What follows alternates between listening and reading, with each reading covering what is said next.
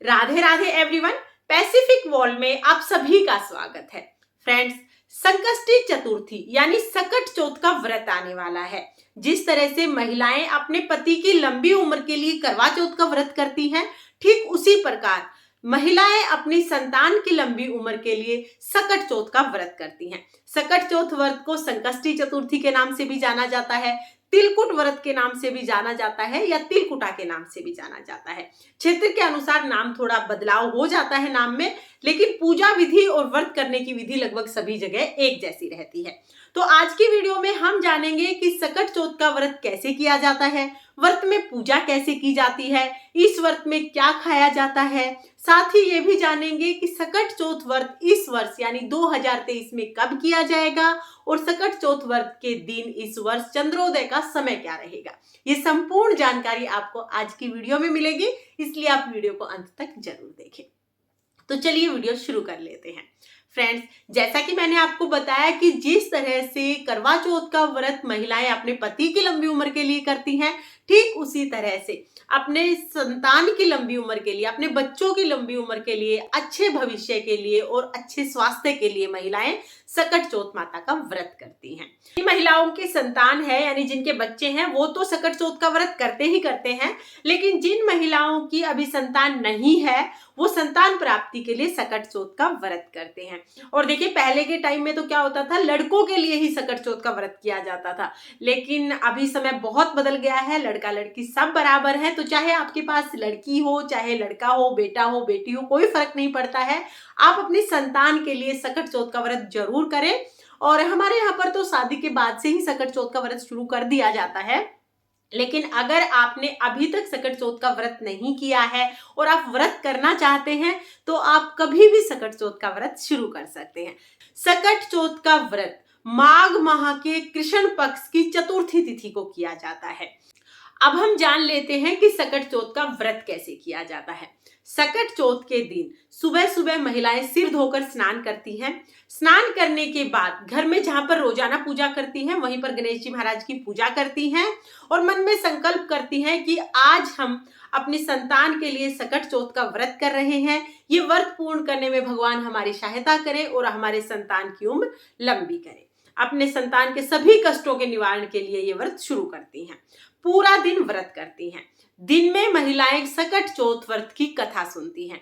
देखिए, सकट चौथ व्रत में कथा सुनने का बहुत अधिक महत्व है। सुबह अगर आप पूजा ना भी कर पाए कोई बात नहीं, लेकिन व्रत कथा सुनना सबसे ज्यादा महत्वपूर्ण होता है। तो एक लोटा जल और हाथ में तिल के दाने लेकर महिलाएं सकट चौथ के व्रत की कथा सुनती हैं। आप पंडिताइन को अपने घर बुला के ये कथा सुन सकते हैं, घर में कोई दूसरी महिला है उनसे आप ये कथा सुन सकते हैं, या आप मेरे चैनल पर भी ये कथा सुन सकते हैं क्योंकि मैंने ये कथा सुनाई हुई है। कथा का लिंक मैं आपको डिस्क्रिप्शन में दे दूंगी, आप वहां से देख लेना और सकट चौथ व्रत की कथा सुन लेना। कथा सुनने के बाद तिलकुट बनाया जाता है। तिलकुट बना के और तिलकुट से बायना निकालते हैं सासू जी को और सासू जी को बायना दे देते हैं। कथा सुनने के बाद हमारे यहाँ पर चाय पी लेते हैं, तो कथा सुनने के बाद हम लोग चाय पानी पी लेते हैं। इस व्रत में कुछ भी नहीं खाया जाता है, सिर्फ कथा सुनने के बाद एक बार चाय या पानी पी सकते हैं।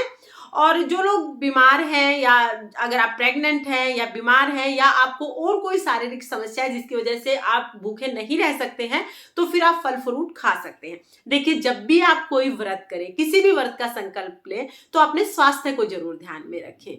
कभी भी इतना कठिन संकल्प ना लें जिससे कि आपके स्वास्थ्य को हानि हो। तो अपने स्वास्थ्य को ध्यान में रखते हुए आप व्रत करें। अगर आप पूरा दिन निर्जला व्रत कर सकते हैं तो बहुत अच्छी बात है, आप पूरा दिन बिना कुछ खाए व्रत कीजिए। लेकिन अगर आप प्रेग्नेंट हैं या आपका स्वास्थ्य ठीक नहीं रहता है, आप बीमार हैं, तो फिर आप दिन में फल फ्रूट खा सकते हैं, जूस पी सकते हैं या आप चाय पानी पी सकते हैं। तो इस तरह से हम पूरा दिन व्रत कर लेते हैं। रात को जब चंद्रोदय होते हैं, जब चंद्रमा उदय होते हैं, तब चंद्रमा को अर्घ देके उसके बाद फिर हमें व्रत का पारण करना होता है। तो चंद्रमा को अर्घ देने के बाद फिर हमारा व्रत पूर्ण हो जाता है, तब हम व्रत का पारण कर लेते हैं।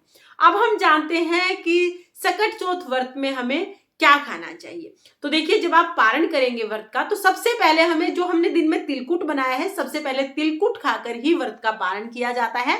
उसके बाद आप घर में बना हुआ शुद्ध सात्विक भोजन कर सकते हैं।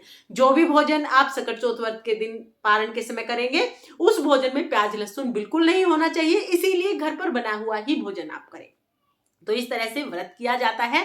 अब हम जान लेते हैं कि सकट चौथ का व्रत इस वर्ष यानी 2023 में कब किया जाएगा और चंद्रोदय का समय क्या रहेगा। तो देखिए, सकट चौथ व्रत इस वर्ष यानी 2023 में 10 जनवरी दिन मंगलवार को किया जाएगा और चंद्रोदय का जो समय है वो 10 जनवरी शाम को 8:41 का रहेगा। मौसम और स्थान के अनुसार जो चंद्रोदय का समय है वो थोड़ा बहुत आगे पीछे हो सकता है, लेकिन चंद्रमा उदय होने के बाद चंद्रमा के दर्शन करके और चंद्रमा को अर्घ्य देके ही आप व्रत का पारण करें। चंद्रमा को अर्घ्य देने के बाद ही आपका व्रत पूर्ण होगा, इस बात का आप ध्यान रखें। तो चंद्रमा को अर्घ्य दे दें, उसके बाद तिलकुट से आप अपना व्रत खोल सकते हैं। तो इस तरह से सकट चौथ का व्रत किया जाता है। फ्रेंड्स, सकट चौथ व्रत में हम पूजा कैसे करते हैं, व्रत में कौन सी कथा सुनते हैं, व्रत में बायना कैसे निकालते हैं, सकट चौथ व्रत का उद्यापन कैसे करते हैं, ये सभी वीडियो चैनल पर आ चुकी हैं। सभी का लिंक मैं आपको डिस्क्रिप्शन में दे दूंगी, आप उन्हें भी एक बार जरूर देखिए। और अगर ये वीडियो आपको पसंद आया हो, वीडियो अगर आपके लिए थोड़ा बहुत भी यूजफुल हो, तो प्लीज वीडियो को लाइक कर देना और हिंदू धर्म के सभी तीज त्योहारों की संपूर्ण जानकारी के लिए मेरे चैनल को सब्सक्राइब कर लेना। तो फिर मिलते हैं किसी और वीडियो के साथ, तब तक के लिए जय श्री कृष्ण, राधे राधे।